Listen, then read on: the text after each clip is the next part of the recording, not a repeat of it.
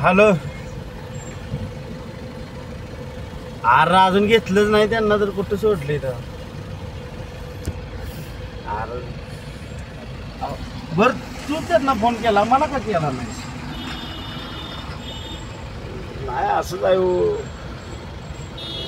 मान तुझा तुझा नाही तुझा नंबर सेव्ह आहे माझ्यात, पण विषय काय झालाय, येऊन नवीन नंबरवरून केला का त्या नंबरवरून केला मला माहित नाही.